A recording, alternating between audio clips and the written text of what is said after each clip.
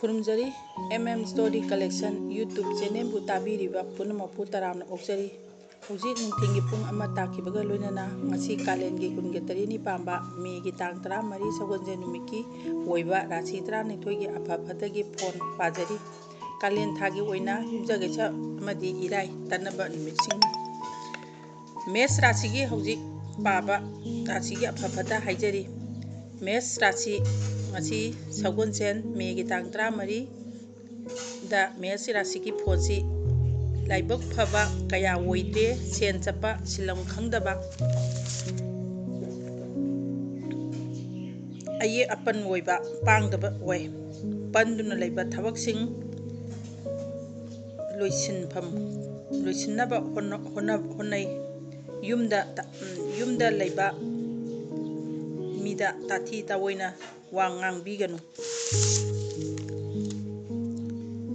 अदुबु निंगन्नगनु अफबा मतम नक्सिलगले पक्नबा मचुना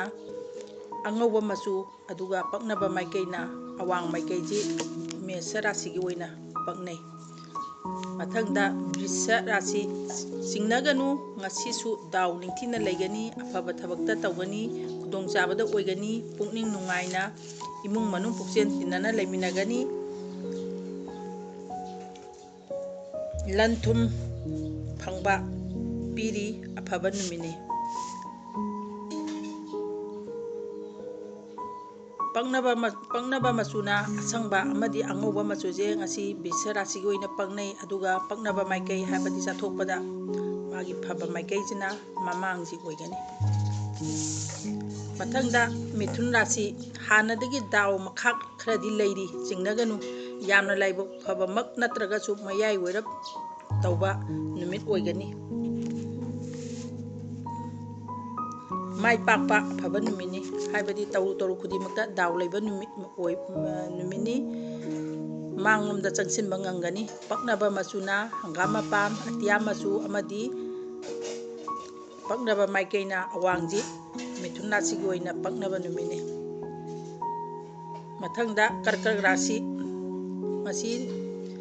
मेगी तारीख 13 सगोनजे नुमिकी कर्कट राशिगी फोनसी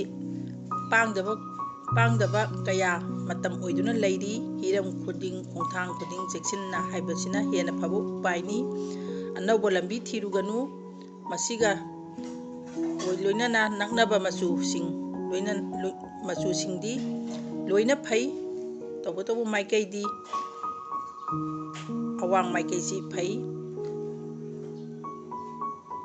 मथंगदा सिंहा राशि ngasiगी सगोनसे नुमित मेगी तारीख 10 असी सिंहा राशिगी ओइना असो अपंदी खरा चेक्सिनबियु हक्चांग नुंगाइतबा पुनिंग लांगतंगनबा खरा लेगनी तौबतबु कानबा याबा लंबिसु अदुमक लेगनी पक्नबा मचुना कोरी मचु सना मचु हंगापा मचु अमसुंग मागी पक्नबा माइकैना ममांग माइकै ओइगनी कैना राशि सगोनसेन मेगी तारीख 13 कैना राशिगी हानदगी खरा हंथजरबसु अदुमक दाउ लेबा नुमिनी अफबा कानबता हेनगनी थबगी पोरम खंगनी चेक्सिनदबा थवैदबदी तौबिगनु जीवा पांबा फंगबा अफबा नुमिनी पक्नबा मचुना असंबा मचु अदुगा पक्नबा माइकैना ममांग ओइगनी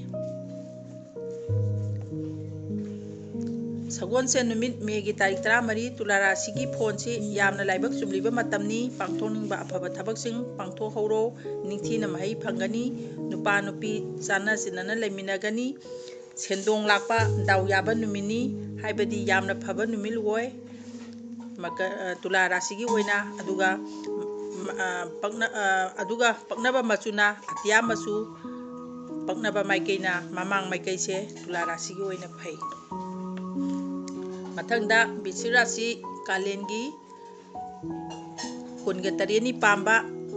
सगोनसे नुमिसे वृश्चिक राशिसु दाव कया लेतबगुम पुंगनिंगदा फावगनी अदुबु नोमनिनिगी ममांगदा लेखिबा फिबम अदुमक्ति नत्रे तपना फगलकनी थबक सिटपा पांगदबदी ओइ तरुबा थबकता ꯑꯗꯨꯕꯨ ꯇꯞꯅ ꯇꯞꯅꯗꯤ ꯐꯒꯠꯂꯛꯑꯅꯤ ꯄꯛꯅꯕ ꯃꯆꯨꯗꯤ ꯀꯥꯡꯆꯦꯛ ꯃꯆꯨ ꯄꯛꯅꯕ ꯃꯥꯏꯀꯩꯅ ꯃꯈꯥ ꯃꯥꯏꯀꯩ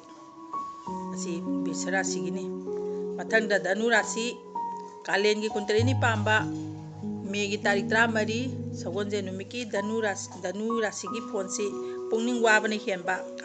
ꯀꯥꯟꯅꯗꯕ ꯑꯃꯥꯡꯕꯇ ꯑꯣꯏꯕ ꯃꯇꯝꯅꯤ ꯆꯦꯛꯁꯤꯟꯅ ꯆꯠꯄꯤꯌꯨ ꯀꯌꯥ ꯃꯉꯝ ꯁꯥꯟꯗ꯭ꯔꯕꯁꯨ ꯍꯥꯟꯅꯒꯤ ꯊꯕꯛ ꯑꯗꯨꯗ ꯃꯥꯏ ꯑꯣꯟꯁꯤꯟꯕꯤꯌꯨ ꯑꯅꯧꯕ ꯄꯥꯏꯕꯤꯈꯤꯒꯅꯨ ꯄꯩꯁಾ ꯃꯥꯡꯕ ꯀꯌꯥ ꯐꯕ ꯑꯣꯏꯗꯦ ꯑꯗꯨꯅ ꯈꯔ ꯆꯦꯛꯁꯤꯟꯕꯤꯌꯨ ꯄꯛꯅꯕ ꯃꯆꯨꯅ ꯍꯪꯒꯥꯄꯥꯟ ꯃꯆꯨ ꯂꯣꯏꯅꯅ ꯃꯥꯒꯤ ꯄꯛꯅꯕ ꯃꯥꯏꯀꯩꯅ ꯃꯃꯥꯡ ꯃꯥꯏꯀꯩꯁꯤ ꯙꯅꯨꯒꯤ ꯑꯣꯏꯅ ꯄꯛꯅꯩ ꯃꯊꯪꯗ ꯀꯥꯂꯦꯟꯒꯤ 28ꯅꯤ ꯄꯥꯟꯕ ꯃꯦꯒꯤ ꯇꯥꯔꯤꯛ 14 ꯁꯒꯣꯜꯁꯦꯟ ꯅꯨꯃꯤꯠꯁꯦ ꯃꯀꯔ ꯔꯥꯁꯤꯒꯤ ꯑꯣꯏꯅ ꯑꯗꯨꯃꯛ ꯀꯥꯟꯅꯕ ꯅꯨꯃꯤꯠ ꯑꯣꯏꯈꯤꯒꯅꯤ ꯆꯪꯁꯤꯟꯕ ꯊꯕꯛ ꯃꯥꯏ ꯄꯥꯛꯀꯅꯤ ꯁꯦꯟ ꯊꯨꯝ ꯄꯣꯠ ꯆꯩ ꯐꯪꯒꯅꯤ ꯍꯛꯆꯥꯡ ꯅꯨꯡꯉꯥꯏꯕ ꯏꯃꯨꯡ ꯃꯅꯨꯡ ꯃꯣꯠ ꯇꯤꯟꯅꯕ ꯑꯣꯏ ꯋꯥꯈꯜ ꯍꯛꯆꯥꯡ ꯅꯨꯡꯉꯥꯏꯕ ꯑꯐꯕ ꯄꯨꯝꯅꯃꯛ ꯑꯣꯏ ꯍꯥꯏꯕꯗꯤ ꯃꯀꯔ ꯔꯥꯁꯤꯒꯤ ꯑꯣꯏꯅ ꯅꯨꯃꯤꯠꯁꯦ ꯌꯥꯝꯅ ꯐꯩ ꯄꯛꯅꯕ ꯃꯆꯨꯅ ꯑꯃꯨꯕ ꯎꯟ ꯃꯆꯨ ꯑꯗꯨꯒ ꯄꯛꯅꯕ ꯃꯥꯏꯀꯩꯅ ꯃꯈꯥ ꯃꯥꯏꯀꯩꯅꯤ ꯃꯊꯪꯗ ꯀꯨꯝꯚ ꯔꯥꯁꯤ ꯃꯦꯒꯤ ꯇꯥꯔꯤꯛ 14 ꯀꯥꯂꯦꯟꯒꯤ 28ꯅꯤ ꯄꯥꯝꯕ ꯁꯒꯣꯜꯁꯦꯟ ꯅꯨꯃꯤꯠꯇ ꯀꯨꯝꯚ ꯔꯥꯁꯤꯒꯤꯗꯤ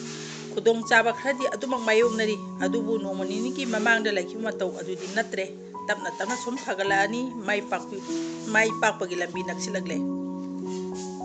ꯃꯤꯒ ꯈꯟꯅꯕ ꯄꯥꯡꯗꯕ ꯑꯣꯏ ꯑꯗꯨꯅ ꯃꯤꯒ ꯈꯟꯅ ꯆꯩꯅꯕꯗ ꯇꯧꯕꯤꯔꯨꯒꯅꯨ ꯄꯛꯅꯕ ꯃꯆꯨꯅ ꯍꯤꯒꯣꯛ ꯃꯆꯨ ꯑꯗꯨꯒ ꯄꯛꯅꯕ ꯃꯥꯏꯀꯩꯅ ꯑꯋꯥꯡ ꯑꯃꯁꯨꯡ ꯃꯅꯤꯡ ꯃꯥꯏꯀꯩꯁꯤ ꯄꯛꯅꯩ ꯃꯊꯪꯗ ꯃꯤꯅ